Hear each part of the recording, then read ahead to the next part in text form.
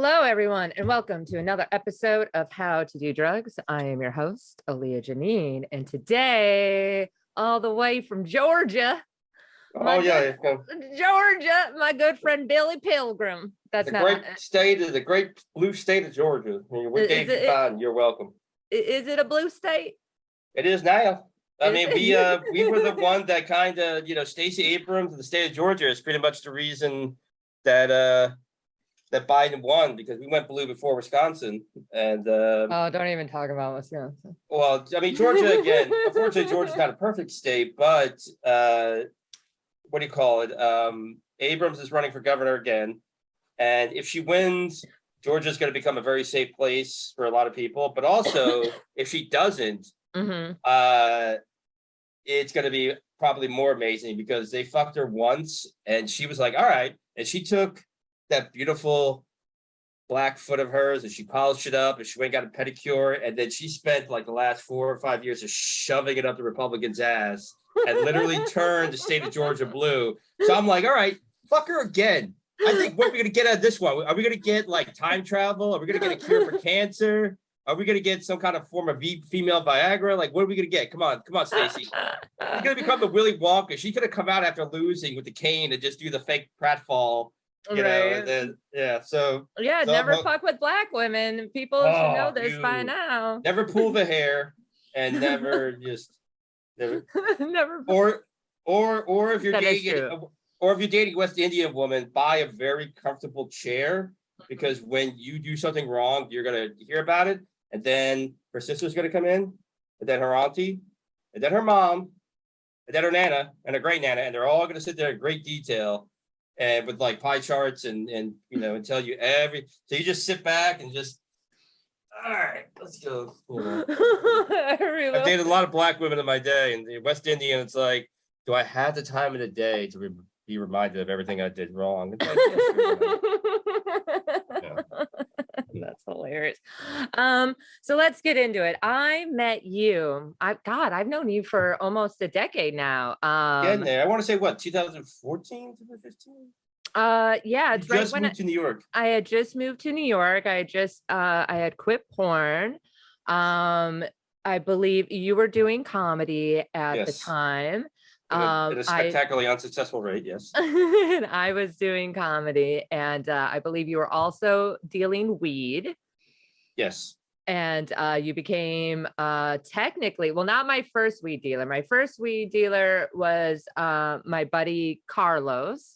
And then you were my second weed dealer, because you actually kind of delivered. Yeah. Oh, no, I would get all cooked up and hyped up on all kinds of stuff and get drunk. And I was like a speed demon. My record for delivering weed is under a minute, because somebody tweeted me, or not tweeted, but like messaged me when I was in the building delivering to somebody else.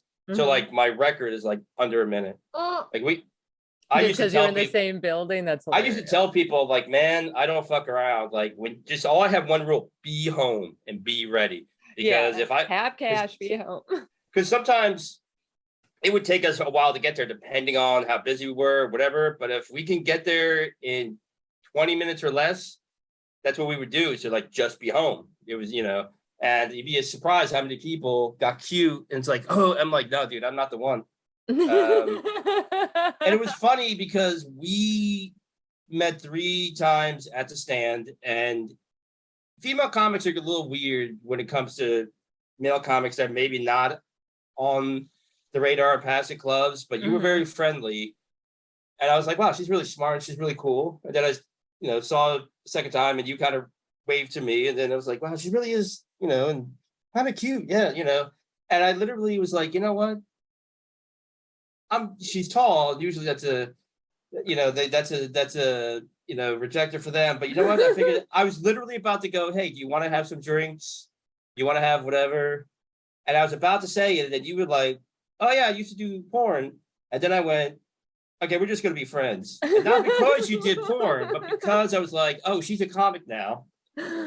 Every idiot and every Nimrod is going to try to get in their pants or test the waters if they can fuck her. So nothing I say or do is going to come off. So it's like, fuck it. She seems really cool. We'll be friends. And I made the very right choice. to not try to have sex with me. Well, thank you. Well, no. I mean, I wanted to. Don't get me wrong. I'm not that high. I was never that high. I just kind of realized that it was on a good day, maybe, if I was giving myself a lot of credit, a 50-50 shot. But it was like I just kind of saw what was in your future, and I heard many a story, and I was very correct of level of stupidity and just bad dicks. And I remember one of my favorite comments. It's like, God, I forgot how civilian dicks are just trash. Yeah, or just not good, and I was like, all right. It's like, yeah, civilian dick. Yeah, even still now. I mean, there's been I want to say since I quit porn, there's two. If there has been two people that have been like, well, I guess three, we could count him, that have been like up to par with what I'm used to. Yeah, it's what's funny is that horrible. It's the same occasionally, because I was also, as much as I also enjoyed my drugs when I lived in New York City. Yeah, you did a lot of drugs. I like sex, so I kind of jumped on that opportunity all the time, to the point where Aaliyah actually sat me down one day, told me I was fucking too many women. Yeah, no, it was an issue. You were fucking women to get away from your problems, kind of thing. Well, that and the fact they were willing to touch my penis, but and unlike cookies and idiots, they're not making more of those, so it's kind of imperative that I have to say yes. Yeah, well, you were doing a lot of drugs, you were drinking a lot, and yeah, you were having a lot. Yeah, you were living very recklessly. You weren't really taking care of yourself. I believe you got hit. Didn't you get hit by a garbage truck and like you were real mad that you lived? Like you barely got a scratch. Oh, okay. So yeah, you want some dark comedy. So I'm going to a coffee shop down in the Village. And I'm kind of contemplating now. I have a long history of mental health and suicide. I actually hold the record for most attempts, I think. And I'm thinking to myself, like, and I'm actually, the problem is I've survived many a time. So I had to be like, all right, well, what if I just did like 3 in one shot? So I'm trying to think of a combination. And then this guy, and to be fair, this guy felt very bad about it. And the company that, hit it, bought me a whole new bike, and they were whatever. But I'm sitting there and I'm literally having this like TED talk in my head of like how I'm going to do it. And this guy takes a right turn and literally hits me full on and sends me flying. And then I get trapped under my bike and he's still going. So the bike is now getting caught under the tire. There's sparks coming, and I managed just out of pure instinct, knocked me out for, I think, a second, did a ninja roll out of the way. And I think on an old phone, I still have the pictures, but the bike basically snapped in half and I had some scrapes on my ankle. And that was it. I got hit by, and it, like, nothing wrong with me. Not even a bruise. I know, you were so mad. Yeah, and then I drank, went home and I drank 15 tequila shots. And I took, I think, a couple of pills, and I fucking decimated the woman that I was sleeping. I mean, like the Beast Fuck Olympics. I don't know what it was, but it was like adrenaline rush. It was like one of those, you hear women all the time going, oh, the guy can't go a second round. And again, not saying I'm some kind of Superman, but it was like this adrenaline rush. She literally like went to the bathroom and like locked the door at one point. It's like, okay, we're done for the night. But I was just mad. I literally got up. I'm like, you have got to be kidding me. Because it was like the universe going, oh yeah, you think you're going to kill yourself? Garbage truck. There you go. Not even a mark on you. Now what do you got? And I was like, all right, well played. Well played. Well, it's also like, even though, because like I'm also suicidal, and it's just your brain, like you're not even trying to control it. But like if you're in a life or death situation, like you're instinctively going to get out of the way instead of be like, yes, this is it. What? And no, we unfortunately. Yeah, no, it's a very, I think people who have a suicidal tendency or who have tempted and survived, you're kind of part of a very special tribe, because there's a very unique form of dark humor that develops from that, but also, I don't know, like a layer of armor. And ironically, starting porn and getting into porn, once it really got rolling, it's probably the only period of my life where I have not thought about at least once a day killing myself. There was a time, pretty much most of my life, where at least once a day I would daydream about it or fantasize about it. Like I said, several attempts over the, whatever. But yeah, porn is definitely, kind of been a weird positive factor. Porn gets a bad rep. Yeah, like, It you were helps supposed me to be. out a lot. Yeah. Yeah, no, it does. I love the people I work with. I love the. I've Well, gotten more support. you love fucking, so you. I do, but also I like the women I work with, and just the support. It's the first thing where, if you do a good job, then people would give you a second chance or whatever. I never kind of experienced that in comedy, because I would kill at times in comedy, then it would just mean nothing. But when I bombed, it would be like this. Okay, now you're set back 3 months. Yeah. And it also helps now too, and that's one of the things. Like, I'm also now on medication, which I wish I was for many years. Like, I'm on an anti-anxiety med. I'm on an antidepressant. I'm on Adderall for ADHD. Yeah,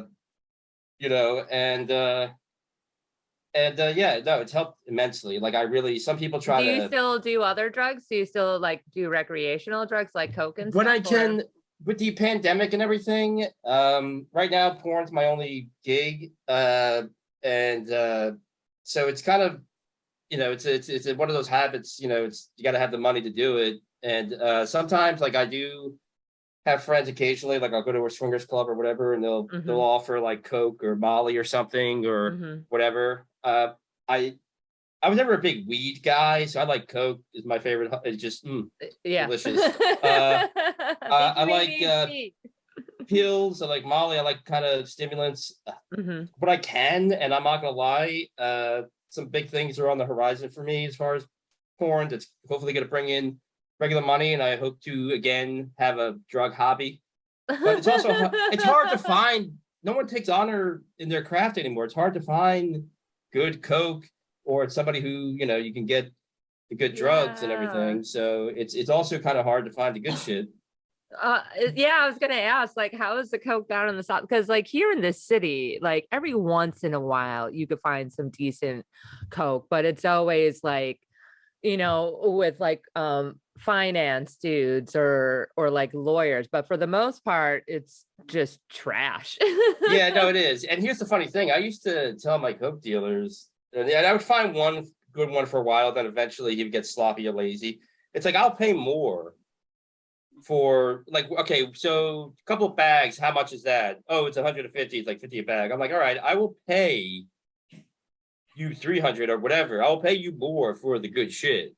It's in Athens. Athens used to have really good Coke. Athens, Georgia, where I'm from, and I lived for a period when I moved back to Georgia. It's all trash. Yeah. This girl that I knew on the swinger scene, she had really great drugs, and she got it off the dark web, but I don't know how to navigate that kind of thing. Yeah. And I don't know. She's a little Off the little dark crazy. web. So we had a falling out of sorts, I guess. So I kind of lost that connection. So.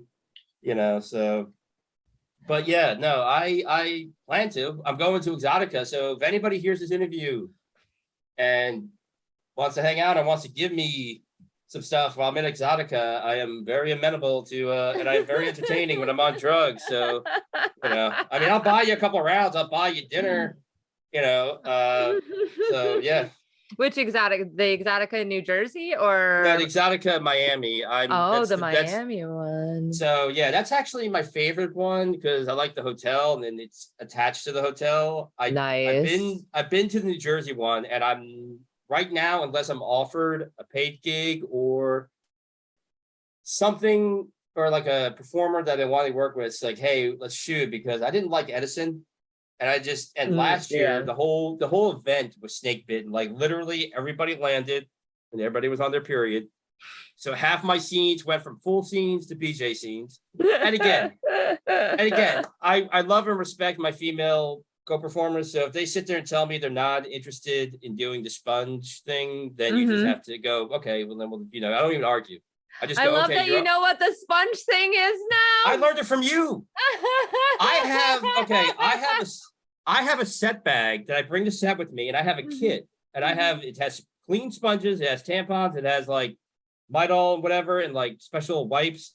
So that way, because I have used the trick before, but if I'm on set and they choose to do it, I go, well, I got stuff in my bag for you.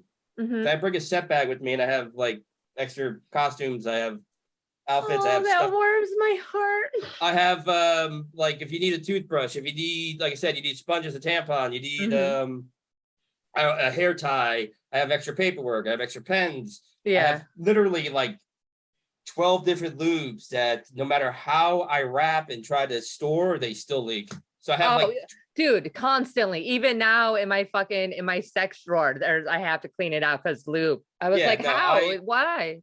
Yeah, so I have a big ass set bag that I bring with me, and it's like my utility belt. So I have stuff. But no, I learned the trick from you, and I've done it on set. But again, you have to be, look, if they're not willing to do it, then that's the end of the story. I don't argue. And then also we got shut down for like less than 24 hours. There's an industry shutdown, just long enough to fuck up everybody's shoot. Oh no, when was that? It last year, the Exotica. Oh, I was actually outside talking to Misty Stone, who was a wonderful person. I love and it. then it all started to like beep beep. Everybody's phone started going off, and you just like, it was like fuck. You could just hear it through the crowd. So long enough to fuck up everybody's Saturday shoots, and there were some good shoots that, you know. So I am very excited for Miami. I got a lot of big things going on that we'll talk about as we sign off. But yeah, New Jersey Exotica. Maybe if I could get at least maybe one paid gig, and that gives me a reason to go there, then I could skip up to New York and maybe see you, and we could have dinner and do drugs, which was the plan the last time. Yeah. But yeah, it shit happens. I've been to the New Jersey one. I've been to the Chicago one. That was actually the first one that I ever went to. I went to that one last couple months ago, and that was actually the best one I've been to. Yeah, the Chicago one is. It was kind of surreal because my name was a lot bigger than I thought it was, and people knew who I was. And then that's how I got the current studio gig I'm doing in Miami. And then I've been doing interviews since then, which is a relatively new thing for me. And the thing is, I had to fight. You have to portray a certain image. I'm like, yeah, sure, I'd love to do the interview, but in the head, you know, like, you're manic, and you're like, how do you know about me? Why do you know about me? Like, who told you about me? Who's talking about me? Like, why are they talking about me? I gotta take a pill. Like, what is so? But yeah, no, it's but yeah, no. Actually, I give you credit for a lot of things. A lot of the stuff I learned, because you would just tell me like little things in passing, and I remember stuff like that. But yeah, the sponge thing. Yeah, no, it's a great trick. And for those who don't know what the sponge trick is, it's where you take a non-dyed, bleach-free, like makeup sponge, those type of things. You get the white ones or whatever. Yeah, that's what I have. Yeah, and what you do is that you rinse them out. You can wash them, but you rinse them out and you get them filled with water, and then you squeeze out the excess water, and then you stick it up your cooch when you have your period, and you're still able to have sex, and it absorbs the blood. And here's the funny thing. This is why Leah is a teacher and a benefit to various communities. And I preach this on set. One, I use warm water. But also I go, look, would you like me to help you get it in?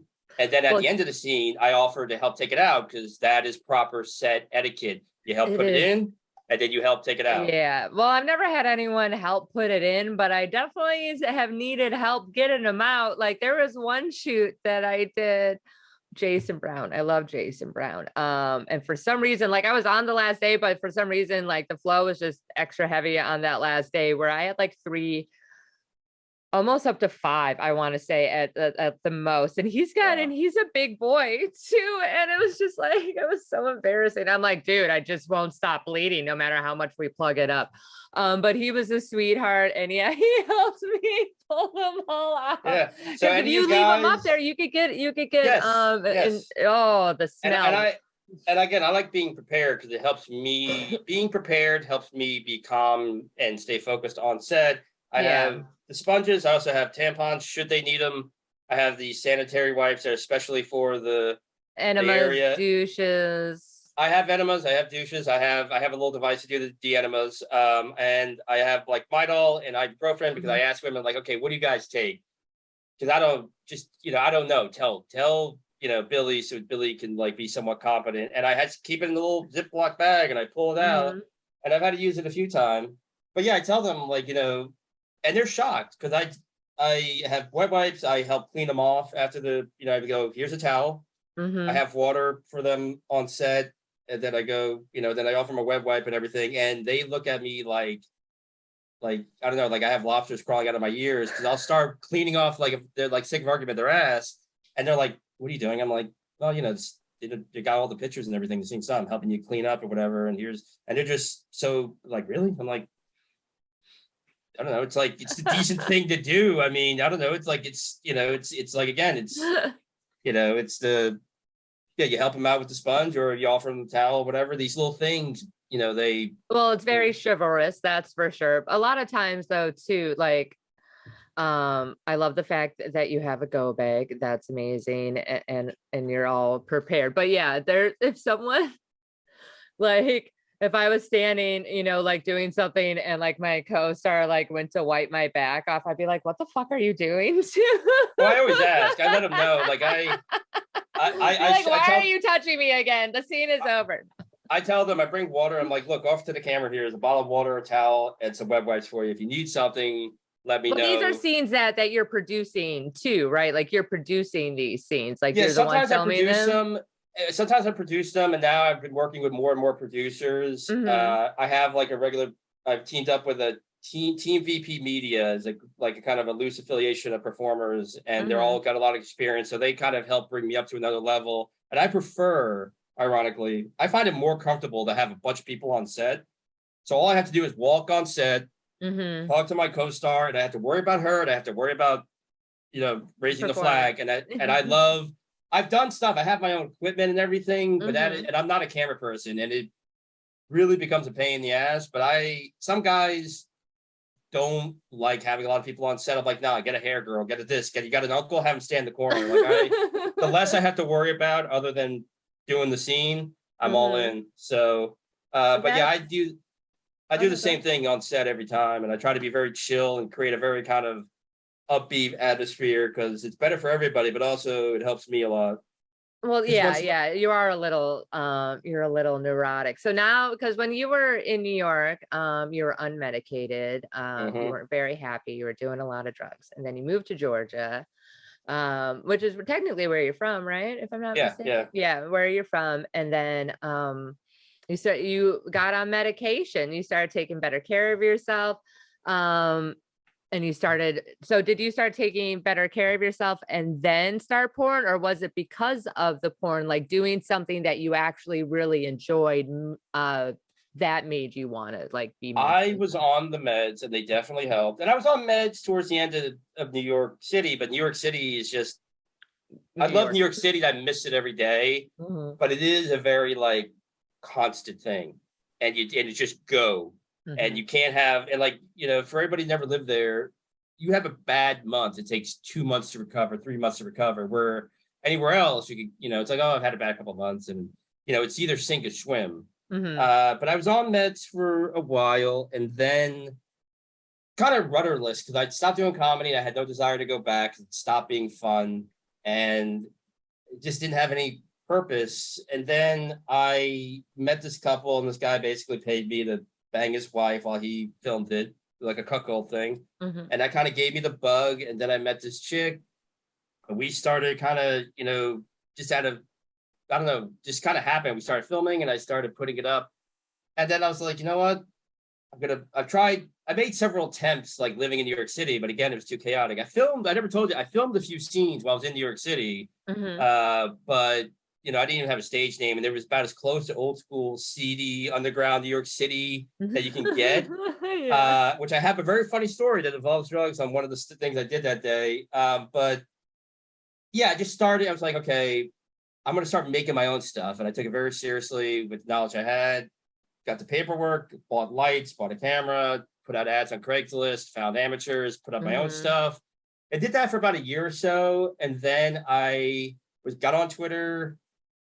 The pandemic happened, so just kind of hung out on Twitter for a few months, and then I met Babe West, who gave me a shot. Babe had, was a amazing woman. She gave me a shot, and it is very important because the female talent makes or breaks a male talent. You can't mistreat the female talent because they talk and no, everything. we own that industry. And then it led to my first paying gig in Portland later that January. And I met her in September and January, and then it just started to slowly. 2021 was a good year where a lot of stuff started happening, and then going into this year, now it's really kind of taking off. I'm shooting with Blush Erotica in Miami. That's my first big studio. And like I said, I've been doing interviews, doing, this podcast and getting stickers made, and people that I, I'm like, one girl who's a real name knew who I was, but Sean Lawless is standing like 10 feet away. And I'm like, oh yeah, and there's Sean Lawless, who I'm trying to be as far as career-wise. She's like, who's that? I'm like, and again, I've learned to not say what comes out of my head all the time. I'm like, right? how the fuck do you know who I am? When Sean Lawless, who's a very nice guy, by the way, is standing right there. And this dude, like, if you watch porn, you've seen his face, because him and J-Mac. I don't know who. I know. Well, I know who J-Mac is. I've seen him. I never met him yet, but like, these guys are just almost one of the like. Do I know Sean Lawless? Have I worked with Sean Lawless? No, I don't. I've never seen any of your porn. Ironically, I've seen occasional photos of you by accident because you'll pop up. But it happens. I do. But people don't believe me when I say that. I was like, a bunch of my friends don't. Yeah, they're like, no, that's weird. And other ones are like, no, you were always my favorite. And I'm like, I'm just gonna step over here now. Well, that's the thing. You don't need to. Certain things you don't need to say.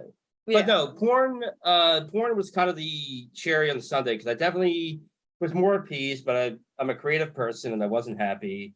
And then this started happening, and sex has always been a big part of my life, but I actually genuinely enjoy the process of filming and like being able to see the camera guy moving around without having to look at him and knowing when to do things, and the whole thing of making the scene. I really enjoy it.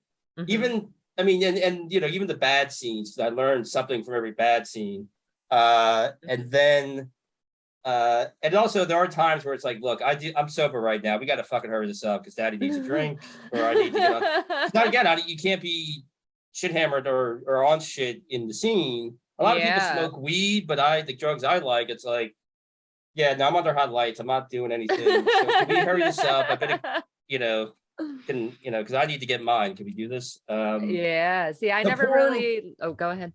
No, porn really accelerated me being happy. Like, it really kind of gave me a level of satisfaction that but being medicated overall does help. And I hope when I get big enough, I can become not an advocate, because I feel like people misuse that word. I would like to do more work or help people, like sex worker, like anti-stigmatizing sex work. Yeah, but also sex positive, but help people like get on medication and certain things. And I got lucky for once in my life where I found the cocktail right off the bat that helped me. But a lot of people do this thing where you just need to work out or whatever. And I'm like, no, I work out like a madman. I'm actually going to I worked out in the middle of the night last night, and I'm probably going to go work out after this interview. You were always working out. But you need some people need to be on medication. Yeah. And it's a good thing to be on it.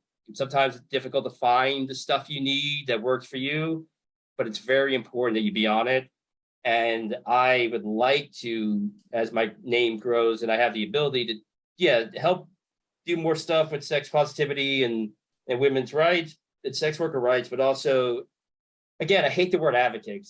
I've met a lot of people that claim to be advocate, and really it's just. But you're advocating. And talk about that's why I'm very open about talking about my history with suicide and depression and everything, and being on medication definitely does help. And it's always an evolving process, because I wasn't on anti-anxiety meds for a while, and I was having issues on set when things really started to get rolling. Last year, because like I would just get these hot flashes, like literally turn red. I couldn't and every male talent has an issue on set. You have the days where it takes a little extra effort to get through the scene, but Mhm. I would like my body would just shut down, and I thought my career is going to be over before it starts. And then finally I figured it out that it was anxiety because I want to do well and I Mhm. want to, so I take a pill before the day of a shoot and I'm fine because the anxiety just has ways of manifesting itself in ways you wouldn't believe. And, one of them was just body turn. I got into a shower one time in the middle of the scene. I like ice cold shower. Like I think I was at 1 degree away from projecting steam. I was running so hot. And You are a hot little Irish guy. Your face yeah. always does So turn neon luckily now, red. because like I said, the anti-anxiety meds definitely helped. And I take, whenever I have anything to do in the industry or when I have to edit it or do whatever post-production bullshit I hate doing, I'll take and I take them when they're needed. And it's Yeah, yeah, it's a miracle. So it's a lifesaver.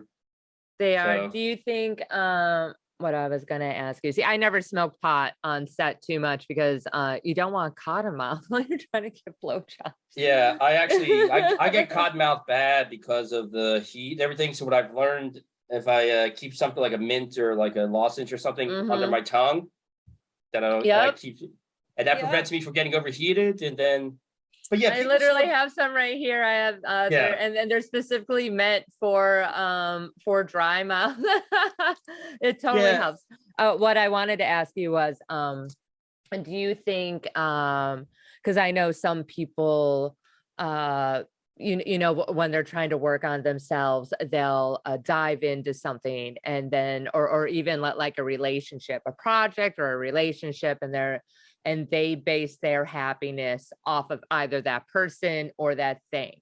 Do you think that, let's say like something happened where you can't do porn anymore, do you think you would still be as like mentally happy or stable as you are now, or do you think that that porn really like helps with that it overall? does definitely help with that. And while I'll probably never be a great camera person or a great editor or anything, Mhm. I have a lot of ideas and I have kind of unofficially directed or help people at shoot houses with their scenes, and I come in and I'll walk them through it. So I'm very uh so I can if I had to stop performing for some reason, I could still produce and direct and kind of have like a lot of ideas. I make my own props and sets at times. I'm working Mhm. on I kind of I literally made a whole mummy for a Halloween scene I'm trying to do.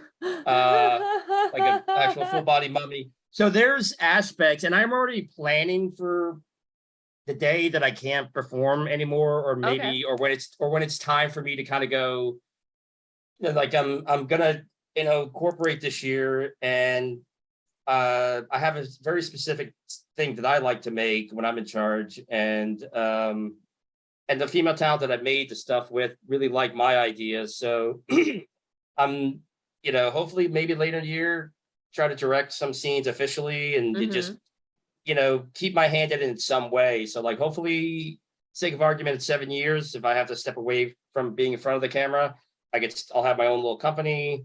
I could direct and produce. Who knows? Maybe uh become like a non douchey agent. Which I'm not saying all agents, because I would love to be signed to an agency. So I'm not saying you're all douchey.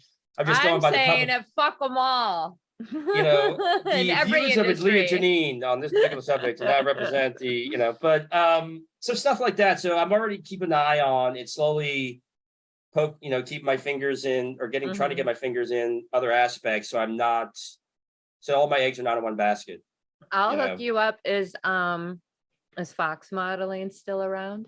I don't know. I know, actually, I do know that Chris Fox? I will look. I would love an agent because my attitude is this: you get paid when I I get paid.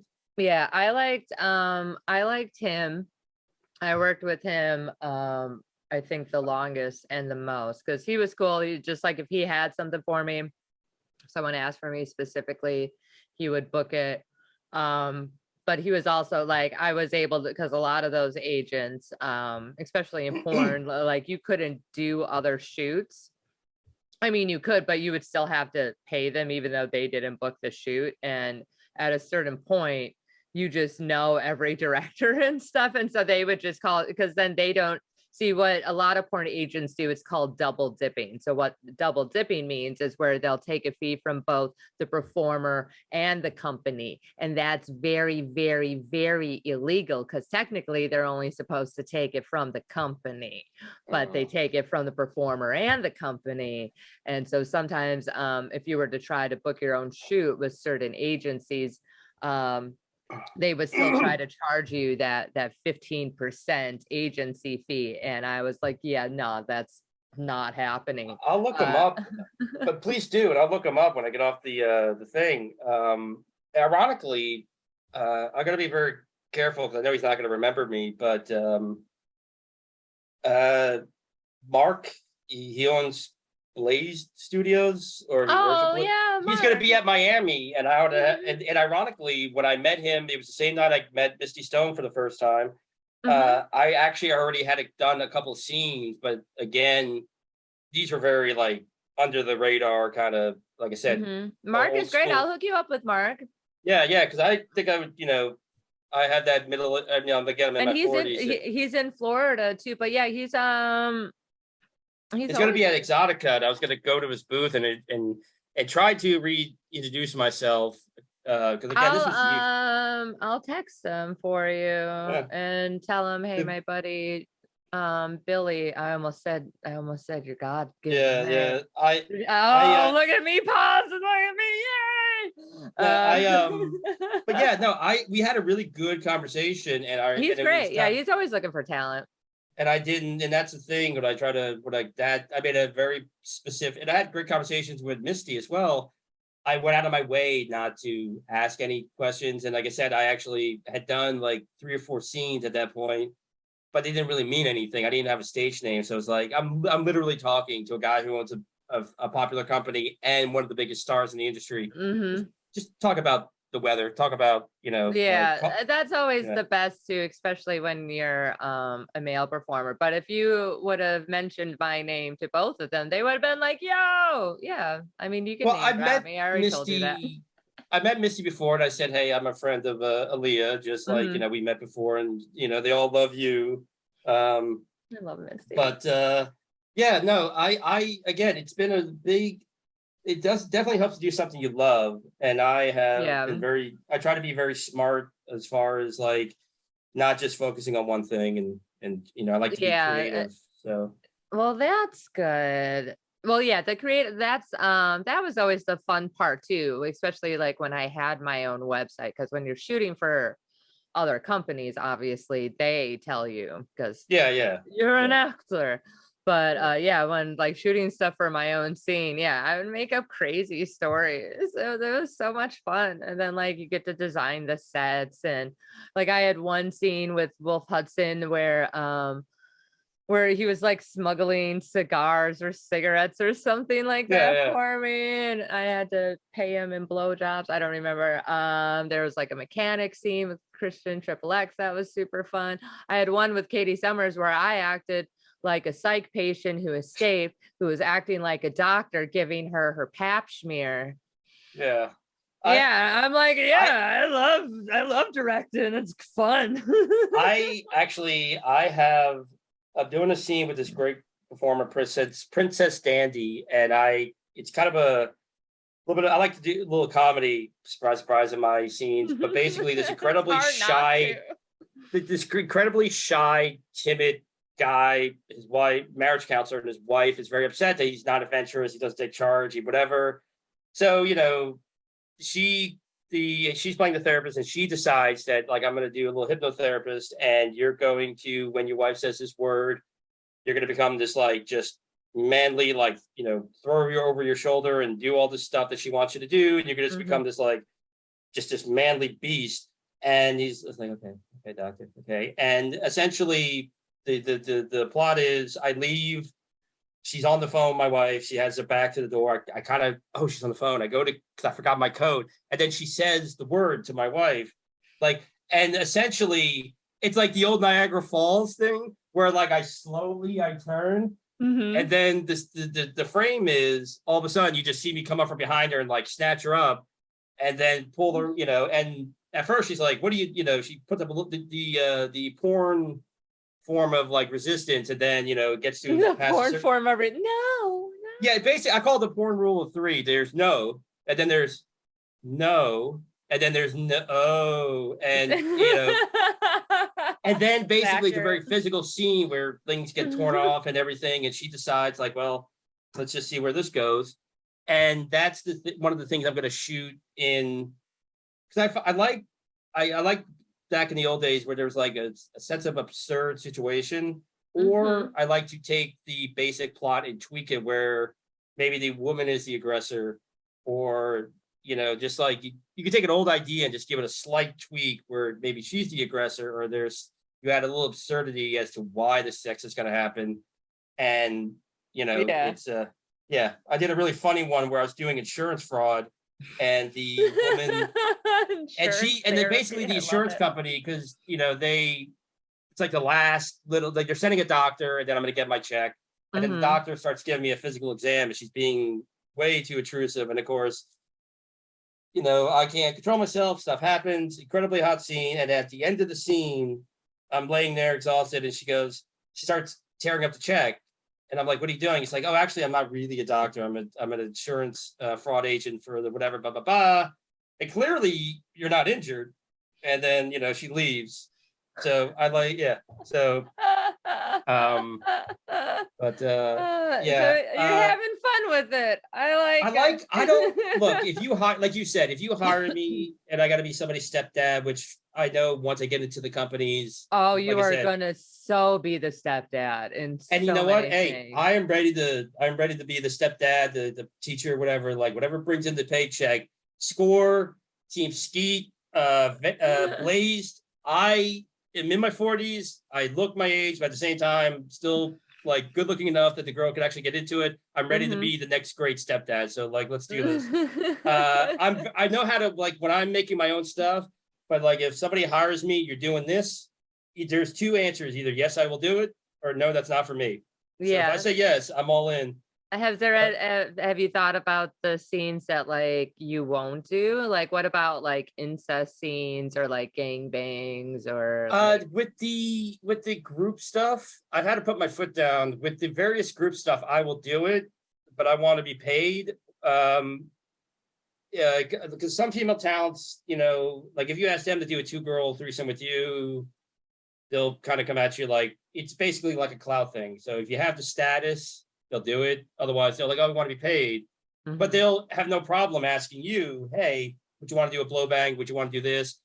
And if I don't know you, or if you haven't done anything for me or whatever, it's like, no, you can pay me because that content's not going to, I don't want to own it. It's not going to sell for me. Yeah. So I'll do it. Same thing with the incest thing, depending on how they're going to. So this is a lesson I learned too, because they'll tell you how the scene's going to go. Then you get to set, and then all of a sudden things change. Yeah. And I've been in that situation. I was a new guy, so I just had to go with it. Now it's like, look, you told me when I got here, this is what I'd be doing. I'm not doing it. I'm doing this because this is what you told me. I'm not, I won't do the cuckold scene where I sit in the chair and a bunch of guys are banging my wife going, oh, come on, guys. Oh, God, oh, don't do that. Oh, that's going to stay in the carpet, guys. A good couple. No, I won't do race play. I will do the incest porn because basically, even though it's technically it's always step parents or whatever. It depends on. I don't want to be overly creepy in the scene, so you don't want to come off creepy, and that's good. So my thing is, if you explain it to me, that's why my goal. Work for Score or whose radar I'm on, or like eventually Team Ski if I can, because I like the stuff they make. I like the stuff that Mark makes. So but yeah, it's a simple thing of no, I turned down a scene where they wanted me to play the clueless husband, and I get cheated on, and then I walk in on, and they go, all right, I'll jump in. I'm like, yeah, I'm not doing that anymore. Not again, but again, my soul is for sale. So depending on what you're going to put on the table, money wise, we are actors. We are, we're, I'm an you know, actor. hey, look, I'm a whore and I will take money. It just depends on what you're willing to pay me.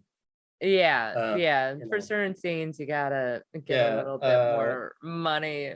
So you Well, don't think that there'll be anything that that makes you uncomfortable? Like none of that um, stuff, like the incense stuff. I don't know. I find that I shot one, like I've done like mothers teaching daughters, and that was fine because there was no touching. But yeah, there was one I'm like, this one's creepy. again, it's kind of, I think if you're going to work for the major companies, again, I'm 45 years old. So like I said, I'm going to be playing the stepdad, the uncle or whatever. Yeah. And it just depends because like one of the things that I don't make is in my scenes, it's the sex happens by some wacky circumstance. I don't really do the thing of like, oh, you're stranded on the side of the road. Well, I'm willing to help you with, or oh, you can't pay the rent.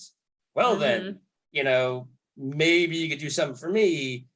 And again, Do they still make those types of? I know I've shot scenes like that, but it's yeah, they like the do. I woman mean, in distress and the man's yeah, like taking advantage. yeah, they do. And again, And it men really like comes down that. to it really comes down now again, would I make it? No, but at the same time, it's like in all things in show business, you have to make people money in order to get to where you want to be able to do stuff you really want to do. So sometimes I might have to do a scene that I'm like, well, all right, but if it's too egregious or too whatever, then probably no, you Yeah, know.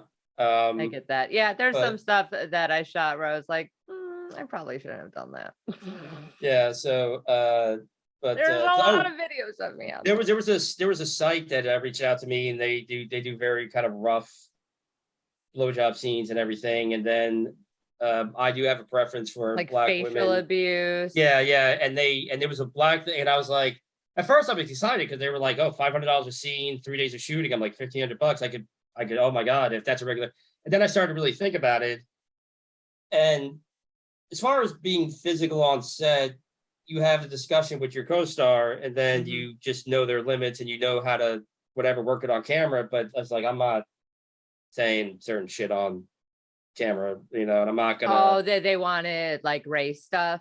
Yeah, and I'm not gonna. And again, I'm not really comfortable. Like, if you ever hear me say you're a whore or you're a dirty bitch or whatever, it's usually because I asked the co-star, well, what do you like? What can I say? What can I do? Yeah, if they're And, into it or whatever. yeah. So, because it never, I could do 1,000 scenes with you, and never once will I like slap your face and call you a dirty whore, because it's just not something I do unless I know. That's normally something too that's like that's what the scene like requires. Like there's certain scenes like BDSM scenes, certain scenes where that's the niche. That's what it's about. Yeah, it's very rare. I mean, at least in my experience, to have like a co-star just randomly do something like that. That would be very weird. But sometimes they do ask. I remember there's a couple of sites, that wanted me to say the N-word. And I was like, no, that sounds like a bad idea. No, I didn't. That's a big N-O. How about that N-word? A new. I've had women in my private life want me to say that. I'm like, no. And you won't say it in your private life? I've said it in my private life. But well, no, wanted it though. It's New York, like when I lived in New York City, like Southern women will, but I lived in New York City, they would start, and I'm like, new. Where I never knew that black women kind of like that too. They get into, like in New York City, I was a couple of black girls' first white guy. It's New Yorkers. And but yeah, I did a scene that got me the gig with Blush Erotica, which is they're very cool. They kind of bring back the sensuality, and they do voiceovers. No, I'm just kidding. Yeah. So I'm very excited. No, I wasn't sure, and I'm very excited to work with it. Well, okay. So if you watch your stuff, be careful, because I'm going to become a regular performer for them. So you gotta. Oh no, I stopped watching porn when I started doing porn. I can't unless you're like in some hentai. I like, like the cartoon, whatever I stuff can get if into the I need it, cartoon but I stuff. don't really I don't really watch porn. But she is normally the woman I was working with is mainly a dominatrix and a fetish model. She's starting to do regular porn. So this was a big audition for me. So I was like, all right, you could dominate me in the first half of the scene if that'll make you more comfortable. And then we can go into, so she was like, all right, and I'm going to push my limits here. I want to be open-minded. And she dominated me for a thing. Even she was wearing a French maid thing. She actually put me in the French maid thing for a few minutes in the scene. And, and I was like, fuck it. It's like, I've lived this long. I got hit by a garbage truck.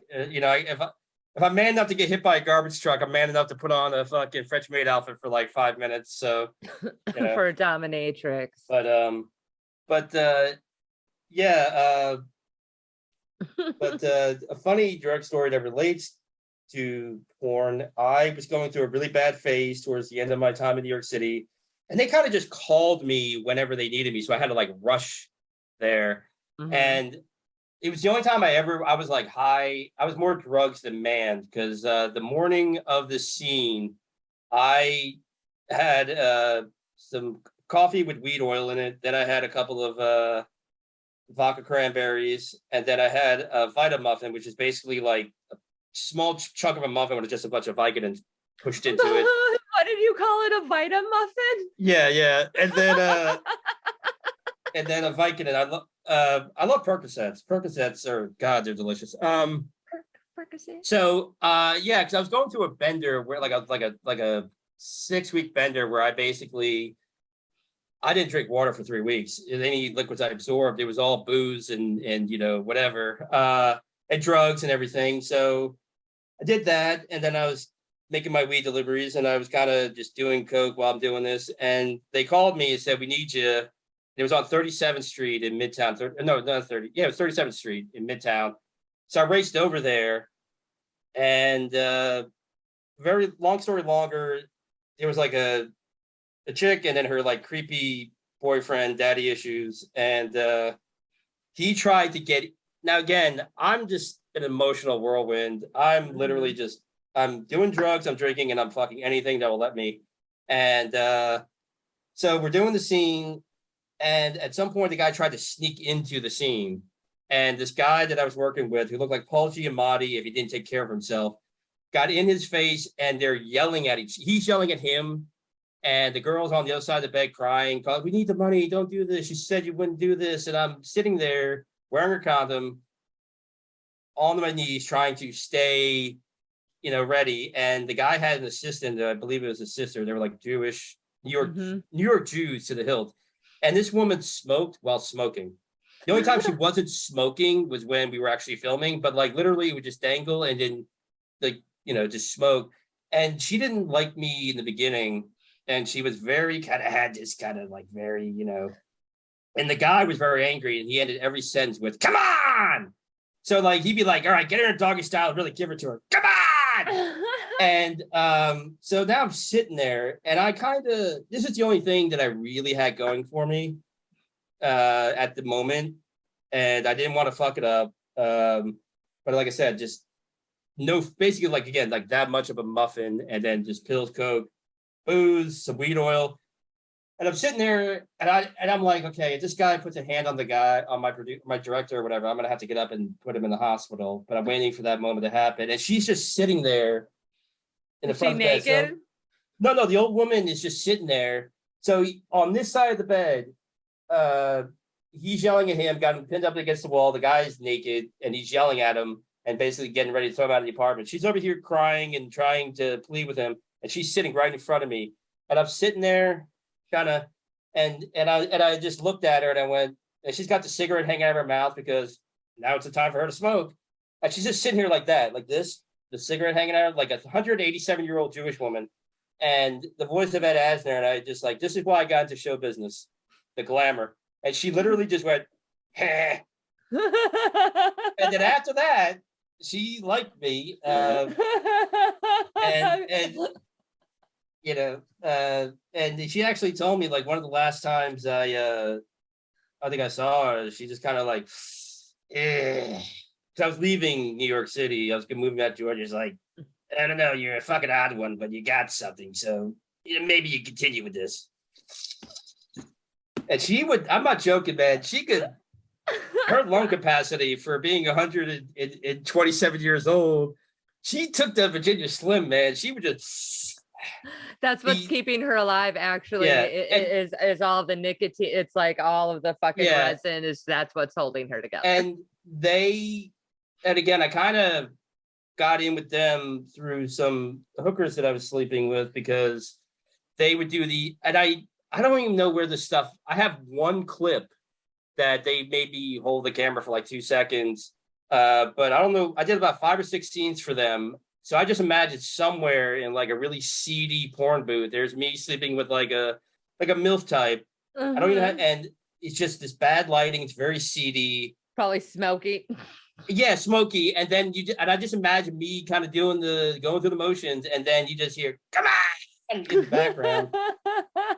But like that day, I wasn't supposed to be shooting that day. They brought in like a black guy, because this girl was like the youngest one I had worked with. And apparently the husband didn't know, like, again, you're doing something creepy, and I have a feeling maybe your girlfriend wasn't 100, or your wife wasn't 100% into this, didn't want to be a black guy. So literally, I called this guy the Kraken, and he said, because his name was like Kransberg or something, so I called him the Kraken, and he basically was like, well, I got this Irish kid. He could get hard from a handshake. I could call him to see what and I was like, he can get hard from a handshake. So I was like, yeah, and I did. I kind of, and yeah, that was the only time I was really, really fucked up for a scene. But again, it was like an epic. It was an epic bender that October 2016. It was like a whole month bender. It was like about 6 weeks, but I went 3 weeks without like really drinking water, like just beer, cider, various alcohol. Like I said, coke. I would sell weed, go buy drugs, pills. I had a lot of connections in New York City, so I was just consuming everything, up at hours all night. I remember I got to such a manic state, so I did a bunch of uppers, because why wouldn't you? And and then and sometimes, this is the one thing I do miss, because sometimes the manic energy would really direct itself into like sexual energy. So I went to a bordello, and literally in 2 hours went through, like, they had like 3 girls, so they just went through all 3 girls, and they were like, okay, we're tired, and then I went to one a couple blocks away, went through their entire thing, and then started eyeballing the mama-san, who was like, I don't know, again, like 200 to 15 years old, and she just kind of was like, no. But I think porn's good for you. I think my favorite coke story was, I went on the Upper East Side, and this wasn't during the bender period, but I just day running around, made really good money, got really coked up on the Upper East Side, and this woman, I think, was just watching me. She was an older woman. You go to the bathroom back and forth, and she was waiting for me at the bathroom door, and I guess we started talking or whatever, and long story short, we went back to her place, and I remember waking up, and I'm not exaggerating when I say this, I woke up naked, wearing only a luchador mask, but I didn't realize I had a luchador mask on. So I went into her kitchen to like raid her kitchen for like alcohol or whatever, and she finally woke up, and she admitted that she was 65. She claimed to be younger because she thought being 65 would stop me. Foolish of her. But I was like, well, do you want to go another round? She's like, yeah. And she was like, okay, but this time take off the fucking mask. I'm like, what? And I was like, oh shit, I just thought my face was like, I just thought it was something weird from like I remember you telling, I do remember the mask story. I remember you telling me that. Yeah. Because that was the thing. That's the other thing. I'm a mean sober. And that was a very jovial, happy high. And I would just kind of, yeah. I never thought you were mean sober. I could be, and to this day still, like if you catch, I mean sober. No, I get it. But yeah, no, I used to I just kind of would do really weird, wacky shit. I mean, I do miss the fun times in New York City. It's a very unique dating scene. only in New York City could you technically date somebody for 6 months and only see them a handful of times. Because depending on where you live and everybody's busy and schedule Yeah, wise. it is funny how like people who live in other boroughs and they're dating, I'm like, how do you do that? Where when I lived in Wisconsin, like someone living in Milwaukee and what's like that's not that big of a deal. But yeah, you live longer than one train ride away. No.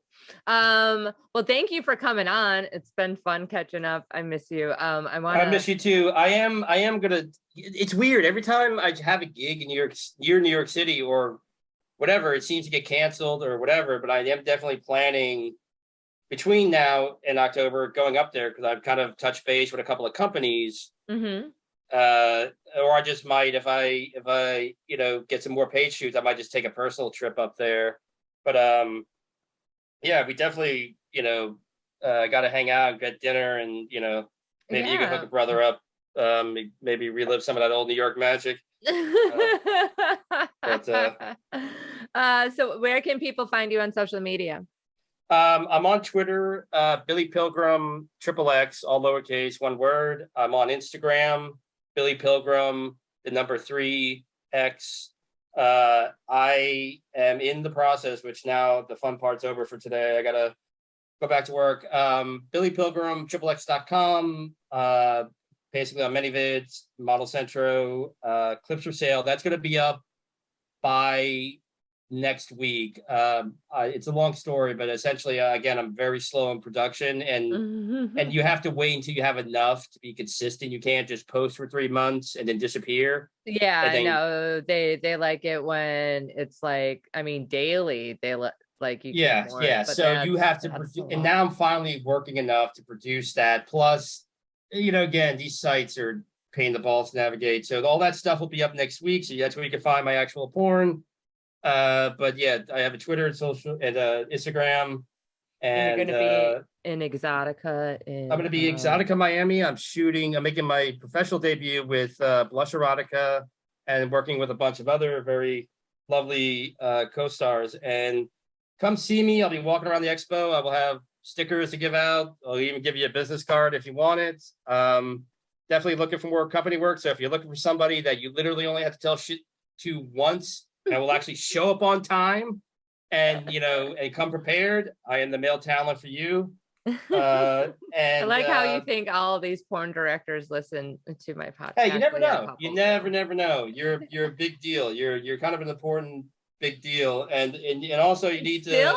No, I'm not. I can't be. That's hilarious. No, well, hey, look, I will say this, and I meant it, and I love the fact that you made fun of me for it, but Jay Okerson took you on the road to Wisconsin, and Jay Okerson, I haven't talked to the guy. I don't even think he remembers me, but this guy's a comic, and he don't fuck around. So if you're not a killer on stage, if you're not on point, he's not going to bring you on the road with him. Oh no, I told him he had to because I was from Milwaukee. Yeah, but still, he wouldn't have. He wouldn't have just done it. So that was a big deal. So if anybody listens to this podcast and you haven't seen Aaliyah's comedy, you need to get off your ass because big shit's coming. Because again, you don't open for Jay Okerson if you're a shitty comic. So I was very proud of you for that. Well, thank you, and I'm proud that you're doing well. And I will hook you up with Mark. Yes, definitely, please. Mr. Thank you. I appreciate that. I love my place. And actually, I have a couple numbers. All right. Let me wrap it up. You can find this wonderful podcast at How to Do Drugs Pod on Twitter and Instagram. You can obviously rate and subscribe to the podcast. Apple, Spotify, iHeartRadio, Amazon Music, Audible. If you would like me to read one of your drug stories or opinions on anything, you can remain anonymous if you like. Please email me at howtododrugsnyc@gmail.com. And we could read them on the air. I was doing I made little videos. Those were gay, to be perfectly honest. That's because I made them myself. But oh, you also got that really great, which I hope one's happening when I come up to visit, the hardcore comedy show. Oh yeah, yes, my hardcore comedy show is back, and it's at the Stand every second Saturday. Actually, this Saturday, since I'll have to make sure I can see if I can't navigate because I do want to see you perform. Yeah, well, Uh, that one I hope so. It's not like really like a set. This month we actually have Lisa Ann. She's going to be there, so that will be fun. Use code hardcore for $10 off of your tickets. All right, I will talk to you guys later. it's Bye. really great talking to you, and you know, you look. I'm really happy and really proud of everything you've done, and it's just Mhm. you look incredible. And 'cause you look like you used to look like shit, so now you look really great. I'm kidding. I'm kidding. Don't get mean. Don't get mean. Don't get mean. But I'm hanging up on you now. Bye.